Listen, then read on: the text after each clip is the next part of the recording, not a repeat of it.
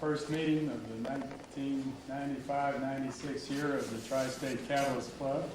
I want to give special thanks to the Center for Applied Energy Research for sponsoring this meeting and taking care of the fine arrangements. Diane Milburn in particular I want to thank for her handling of the reservations, along with Ken Campbell, our Secretary-Treasurer.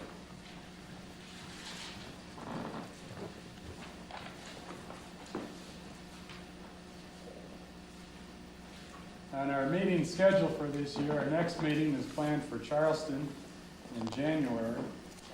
And then we'll have monthly meetings thereafter in the spring symposium, which there were some announcements, call for papers for, is scheduled for May 5th to 6th, I believe. So you might want to mark that on your calendar. That's a change from the schedule and the notice for this meeting. I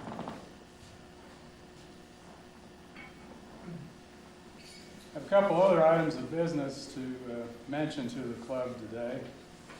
First of all, the club, as you may know if you're at the symposium last spring, is planning to award an annual Founders Award. And we'd like to have you be thinking of nominees for that and to send your nominations to Ken Campbell. We'll have a formal announcement in the next newsletter on that. Also this year we have election of several officers and 2 directors. The officers would be the President-elect and for Secretary-Treasurer. In our club, the President-elect will become the President for the succeeding term. The Society Representative term is a 4-year term which is not expiring this spring. There'll be more on the election and nominations in the future newsletters. But at this time it would be wise to begin planning your schedule if you'd like to be a nominee to make it known.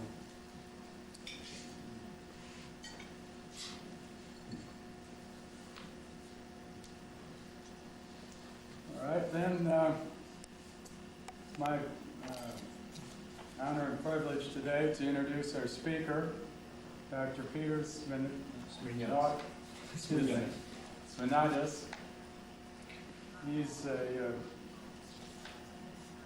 assistant professor at the University of Cincinnati in the Chemical Engineering Department. He's been there since about a little over a year now. Previous to that, he's been a research assistant at State University of New York at Buffalo, where he's also a teaching assistant. And he has other prior work experience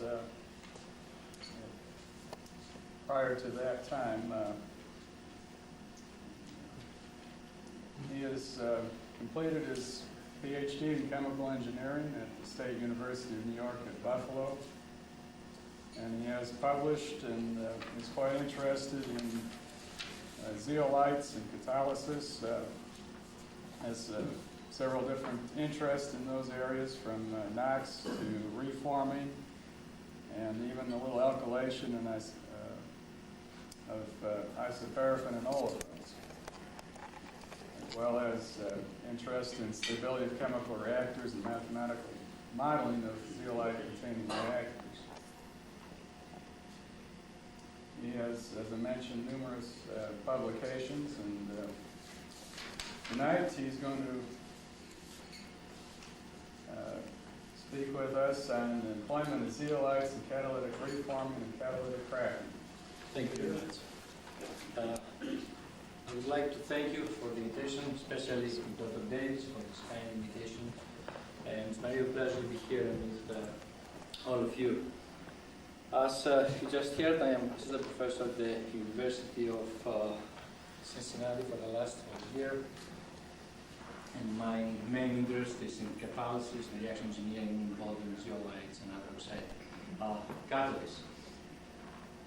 Tonight, I'm going to talk about two very important reactions or processes in refining engineering, which are going to be reforming, catalytic reforming, and employment of zeolites reforming, and catalytic cracking.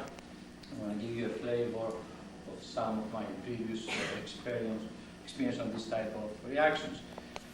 From what I see until now in here, most of you have better experience than me with zeolites. Most of you are from refineries. So I don't really have to introduce zeolites so much. Zeolites are materials which have a very old history. They go back to Switzerland. They are some sort of molecular sieves which are made mainly from alumina and silica. Zeolites, as we all know, are materials, honeycomb type of materials, which have certain type of windows, cavities, and channels of certain diameters. The important thing with zeolites is that they have pore openings which are in the same order of magnitude of most of the molecules we want to either react or separate. So we can have some sort of safe selectivity, which can influence a lot selectivities and activities. Very briefly, I'm going to present you here the reactant selectivity. The zeolite pores allow the inverse diffusion of a linear paraffin. We have the reaction, we have the products. This is not the case for some branched molecule. Some very important type of selectivity also is the product selectivity. We have the alkylation of toluene with methanol and the selective production of the useful desired para-xylene. We all know that zeolites have enormous amount of applications in many types of industries for chemicals, for production of chemicals or petrochemicals. My study involves the combination of theory and experiments for production of composite zeolites which can have some more better efficiency or better properties. The modeling of the composite zeolites that I did in my study is based on a very simple model introduced by an advisor many years ago. This model assumes that zeolite crystals are small little spheres which are uniformly distributed in the whole pellet. Here we have a spherical and a cylindrical pellet. How can you model this pellet, composite pellet? You just write reaction diffusion equation for the little crystals, and the boundary condition of the surface of the crystal is the concentration at every single point of the composite pellet. Then you couple this information with the reaction diffusion equation for the whole composite pellet. Very briefly, if we assume we have this type of reaction, A goes to B goes to C, all we have to do is just to write reaction diffusion equation for A, B, C in the little particles. We speak for steady state form, of course. And then couple this equation with the reaction diffusion equation for the whole composite pellet. This term here, here, and here is the contribution from the matrix, which can be silica, alumina. And this term here is the contribution or the effect of the zeolite crystals. And of course you solve these equations simultaneously. In my study I was lucky because I had to prepare zeolites, characterize them, and evaluate them catalytically, so I was able to go through all the steps and I guess gain more knowledge. I used many modern techniques for the characterization of zeolites, NMR, FTIR, ammonia TPD, HPLC for analysis of the coke that came out after the reaction, and many other techniques. The experiments were performed in a catalytic setup of this type. This is a high pressure setup. We regulate the pressure from the back pressure regulator. Our catalyst is in here. It can be, our reactor can be either a stainless steel tube for high pressure experiments or quartz tube when I involved composite pellets, as you see later I'm gonna give you results for composite single pellets. GC spec was a real help for us because we were able to identify in great detail all the products. What is the motivation or the reason we got these ideas in order to develop our studies?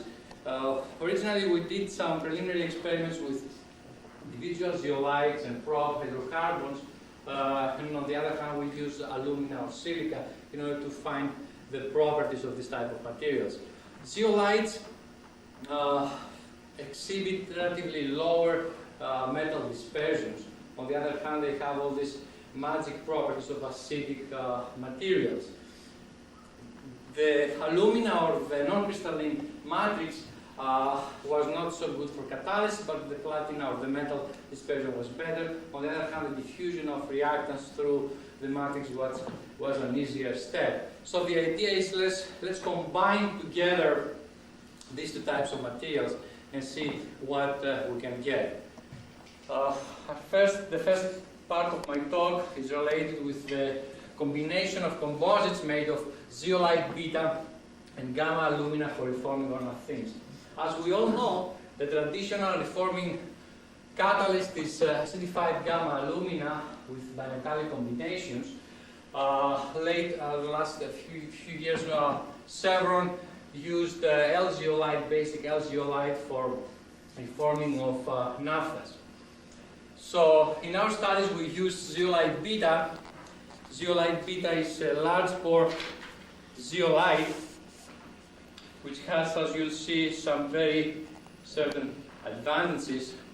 It's a combination of pores or channels which are 7.4 angstroms by 6.5 angstroms, while the channel intersections are slightly less than 10 angstroms. This is very positive for catalysis because we eliminate or we minimize the coke produced in these channel intersections, so that the activation behavior of beta zeolite is much better than ultrastable Y or this type of materials. In order to evaluate zeolite beta, I used originally some probe molecules. I used naphthens, some very basic reactions that take place with these molecules are given here.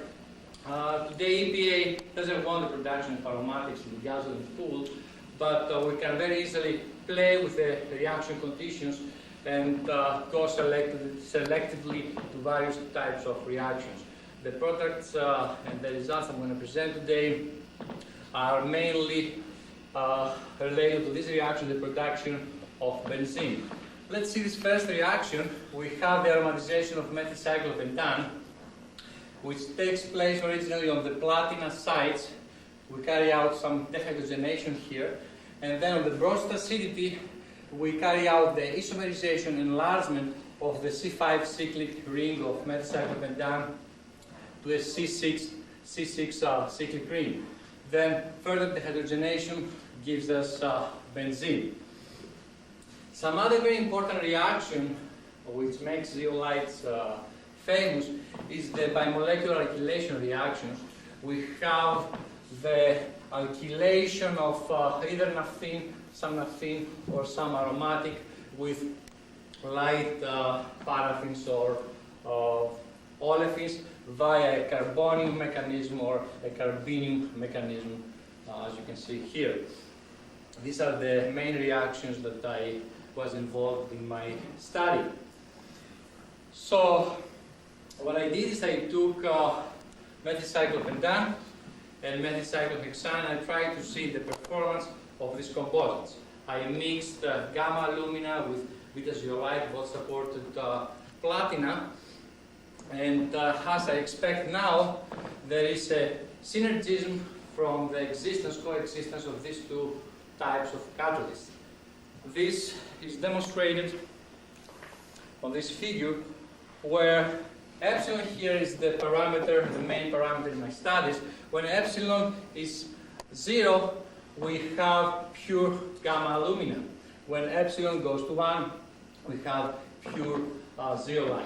As you can see here, there is a maximum of the dehydroisomerization capability of this catalyst for production of benzene from composite pellets of ore powders.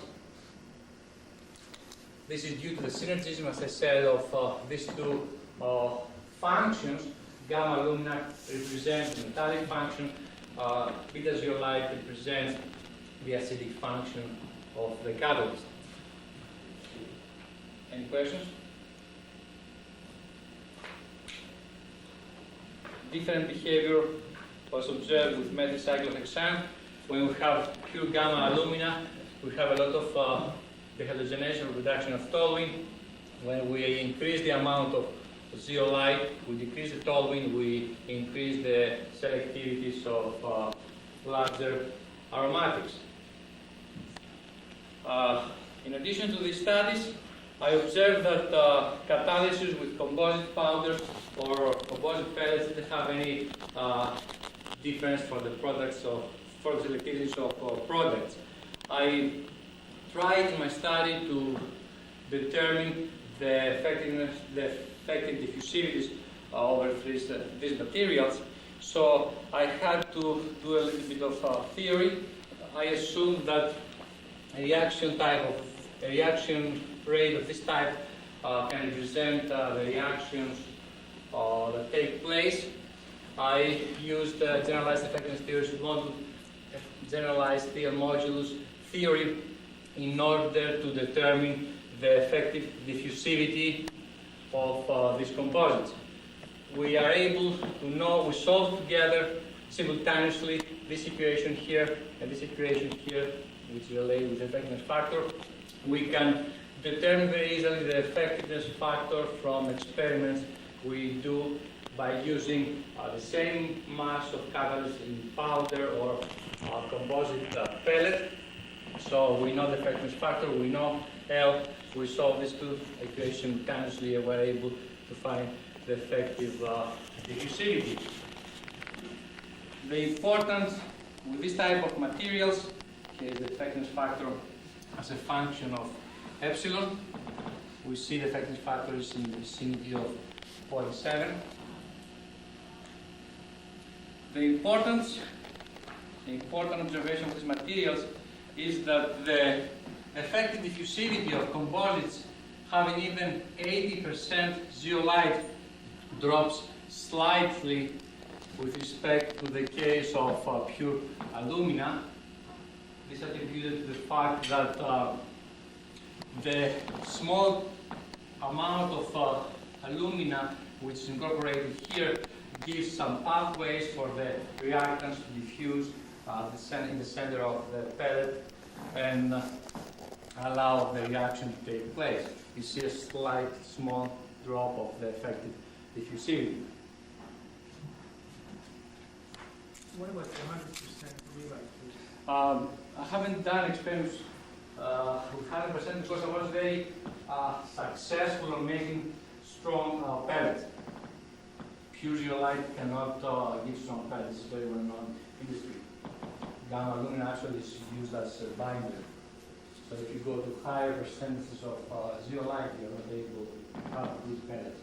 Now you have the same type of strength. But the effectiveness factor would change. We expect it's going to drop. As you have seen here, it goes down as a function of the amount of zeolite. It's soon somewhere here, I guess, if you're able to make equally strong pellets.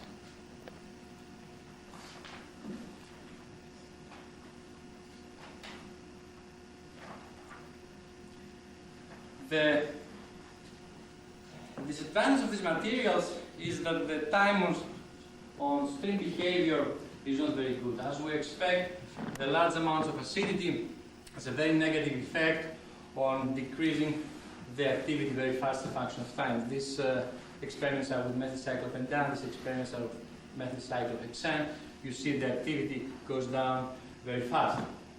So I had to find something, have to do something in order to keep these good properties that acidic zeolites can give, and simultaneously have good time of stream behavior.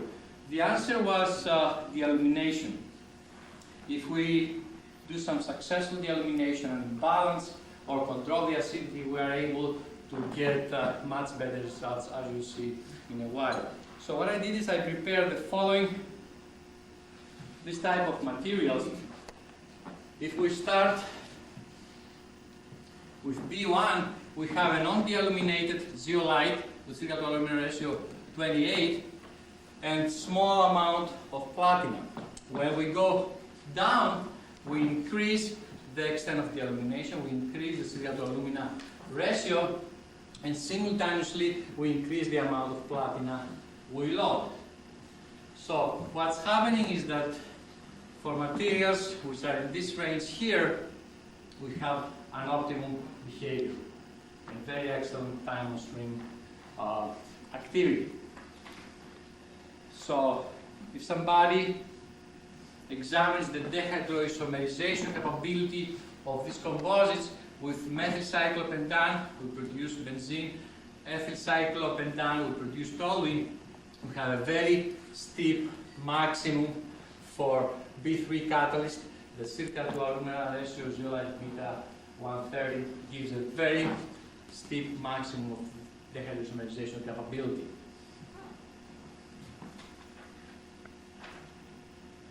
We also observe that the operating pressure has a very important effect on the selectivities. The field symbols are with non-dealuminated catalyst.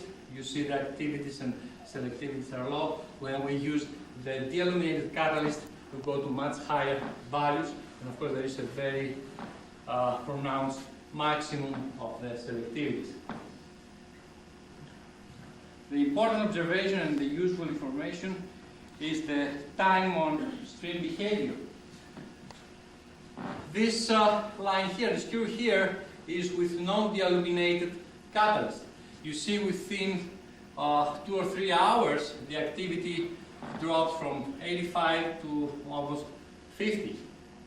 In contrast, when we examine what's happening with B3 sample, the dealuminated zeolite, you see that the activity remains the same for many, many hours. Here is the activity of silica. We used also silica comparison.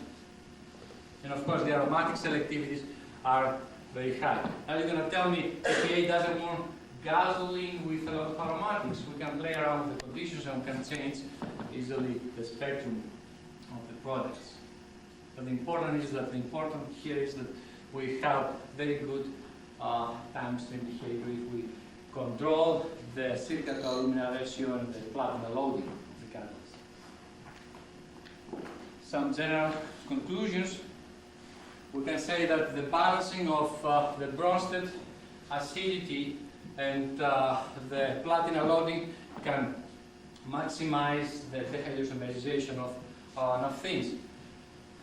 Zeolites or catalyst with this range of silicate to alumina ratio and about 0.5% by way of platina can have really beneficial behavior. At this moment, we try to optimize the systems in my lab.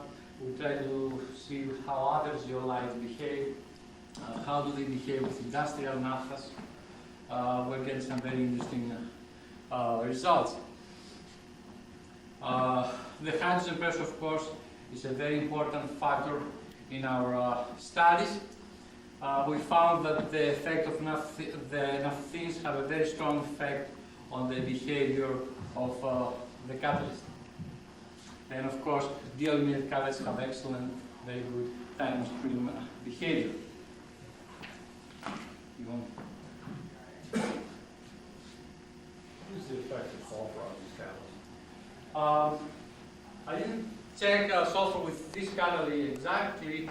I did some sort of experiments with thiophene and I found that zeolite beta is pretty good. It doesn't deactivate. I checked with L zeolite and the activity goes down very fast. you say this was chemical elimination? Chemical? The de-elimination? Yes, chemical. Chemical? With hydrochloric acid. Yeah. So next, no extra chemical is used. I haven't done the, I never measured them. Right now I'm doing study for the mark. We're going to publish it today. There's going to be extra payment. There's no question about that.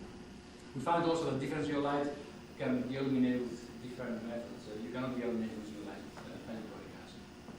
Because they are large, so they are not actually zeolites or low. We're studying these systems now chemically and catalytically to see, to find out the conditions. And yes. Understood, I couldn't exactly see when you said when you did the series of de-elimination, that the platinum content was Less in than it? 3D, yeah. Why is that? I did it because I wanted somehow to optimize simultaneously silicon aluminum ratio and platinum amount. So you intentionally put more platinum? Exactly, exactly. So if we go to very high, relatively high concentrations of platinum, we have more hydrocracking. That's why we have this broad maximum of dehydroisomerization. So there's really two effects though, right? There's the Yeah. de-elimination and the Exactly. platinum. Yeah. The more platinum, it's more expensive because you waste platinum, on the other hand, you cause hydrocracking. Hydrogenosis, sorry.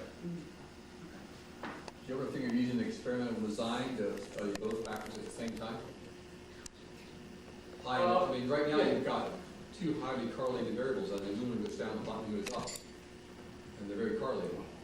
Yeah, you're right. It's a very good idea.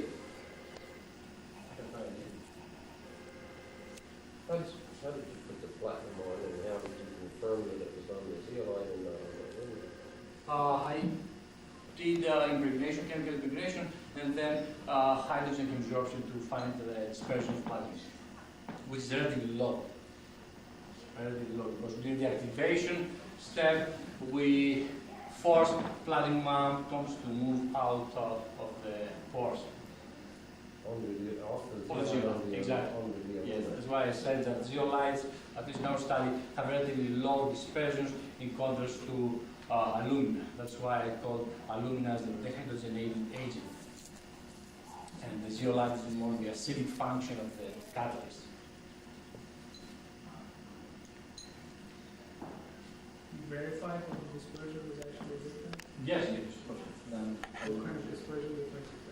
I mean, for the activation conditions we used, the dispersion for alumina was about 85%, while for zeolite was 20%. People have shown that there are other methods for loading platinum, like cation exchange, for example, which are more successful in keeping more platinum in the pores. But the more severe conditions you have for activation of the catalyst, the less platinum you have into the pores. Something is observed research also. Questions?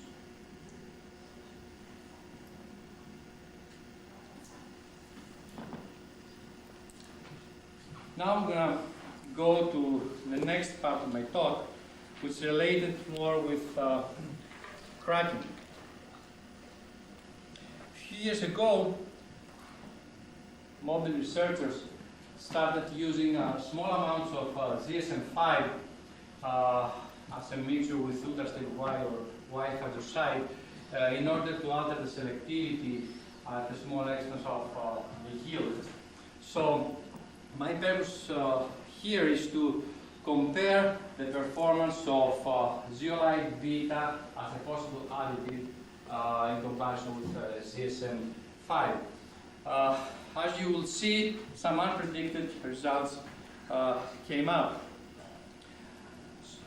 Two of the, actually the most accepted reactions seen for cracking is given here, cracking of alkanes. We have this pathway which happens on the Bronsted acidity. We have the formation of a carbonium ion, then with protolytic cracking we produce alkane gas phase paraffin and some smaller carbenium ion, and this chain keeps moving up to the point that we have a beta scission, we have the production of a gas phase olefin, and the the remaining carbenium ion. This reaction scheme is taken from a paper of Corman. Over the Lewis side, we have the production of the carbenium ion, and then with beta scission, we produce the gas phase olefin and the carbenium ion. This is the primary reaction, the primary cracking reaction that takes place. Some other reaction that takes place in cracking, as we all know, is the hydrogen transfer reaction, where we hydrogenate an olefin. We have oligomerization reactions that takes place at higher conversions. In my study, as I told you, I compared the performance of beta zeolite and ZSM5 as possible additives. So what I did is I investigated pure ZSM5 or pure zeolite beta in combination with Y phagosite or ultra-stable Y phagosite. And in here, whatever it will start is a combination of a composite of 50% of ZSM5 and Y phagosite. The figures I'm going to present have here the total product distribution. Here we have the paraffins, the olefins, and the aromatics. What we observe for the combinations of ZSM5 and beta zeolite with Y is what is expected. We tested this catalyst with 3 C8 hydrocarbons, normal C8 paraffin, iso-octane, and 2-octene. And for the combinations of beta and ZSM5 with Y, we found what we expect. The selectivity of the composites is between what we have for the pure zeolites. The strength here is in contrast with what is observed in the literature. The reason is that we operated at almost complete conversion, so we have lower concentrations of olefins over ZSM5 and zeolite beta.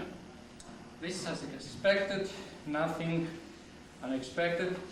Similar type of behavior is for the composites of beta zeolite with Y phagosite.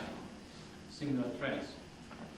What was important, and something that I never expect to see, originally I thought I was wrong, is that if we make composites of beta or ZSM5 with ultra-stable Y, for the C3, C4 selectivities, we may have a maximum of the selectivity for the composite. Originally I thought I was wrong. I double-checked my experiment that I was right. And then I tried to explain why this happens. The answer comes from the properties of ultra-stable Y phagosite in comparison with Y phagosite.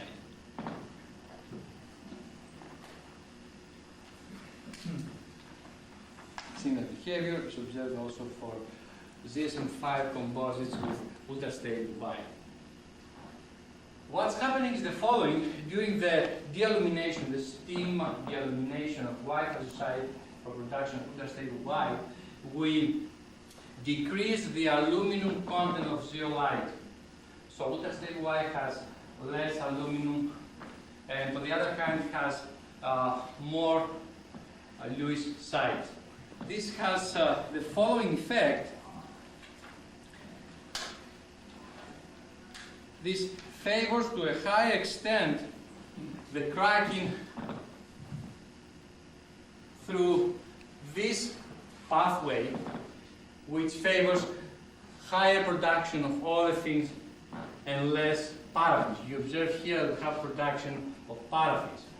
On the other hand, the fact that ultra-stable Y has less aluminum, this means that we have less hydrogen transfer reaction, so we preserve to a higher extent the olefins. Then, by molecular condensation reactions, which takes place between C2, C3, C4, C5, carbenium ions and olefins lead to the formation of a larger intermediate carbonium ion, which very fast center cracks for production of C3, C4 paraffins.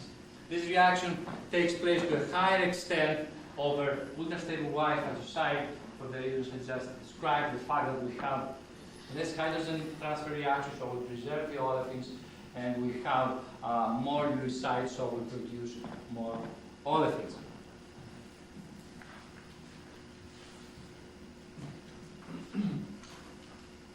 Some general conclusions. We found that the conversion plays a very important role on the relative extent of the reactions that take place.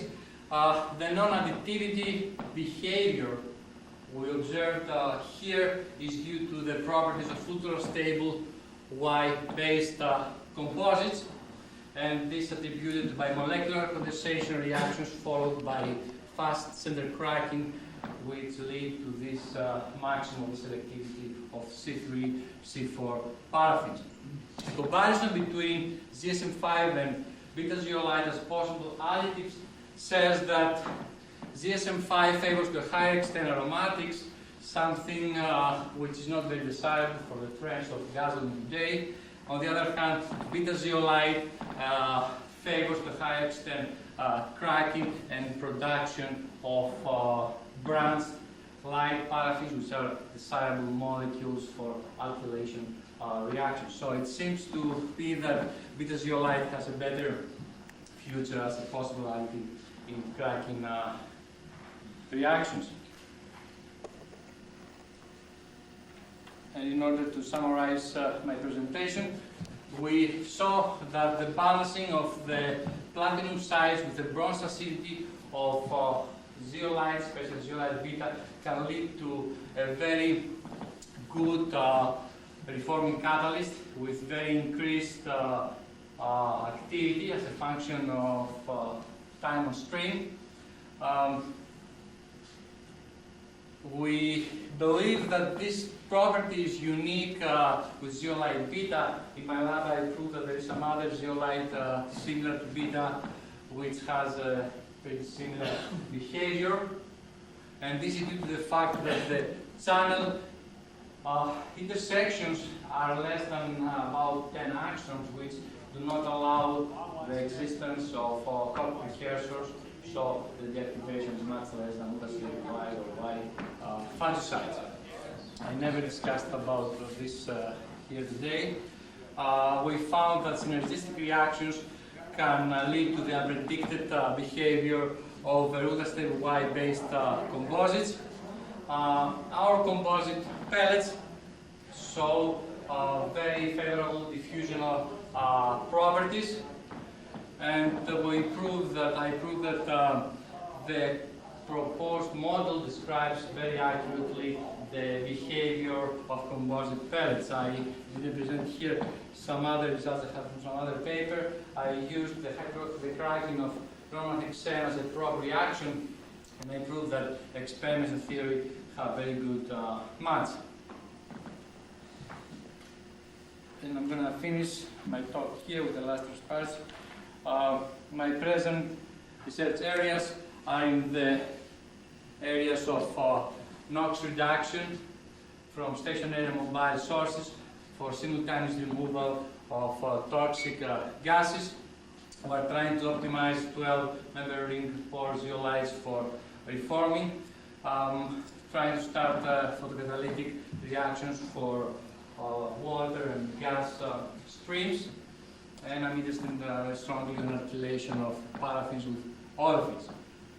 I would like in the future to employ zeolites as catalysts for fine chemicals. There is a lot of future for many types of reaction. At this point, I would like to thank you for your attention. It was a very good day for me for a seminar. I'm going to present some paper next Tuesday, and I'm sort of rushed to finish the paper, so it wasn't a great performance for the seminar. I'll be more than happy to answer your questions, hear your comments, discuss whatever you have.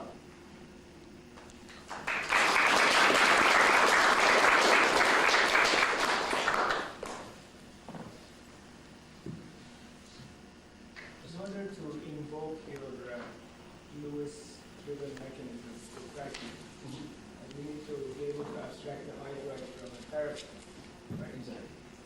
Doesn't that require a very strong Lewis acid? And are you implying that on USY, those very strong Lewis acids are in fact present? Oh yes, and something has been observed by the message group and other researchers. But dealumination for production of ultra-stable Wi-Fi site generates strong Lewis sites. It generates strong sites, but not necessarily Lewis sites. No, Lewis sites. It was published in May 9th.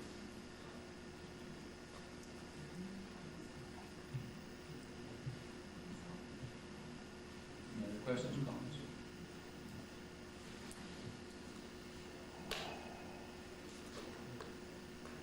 Thank you for your attention. Thank you again for the fine presentation.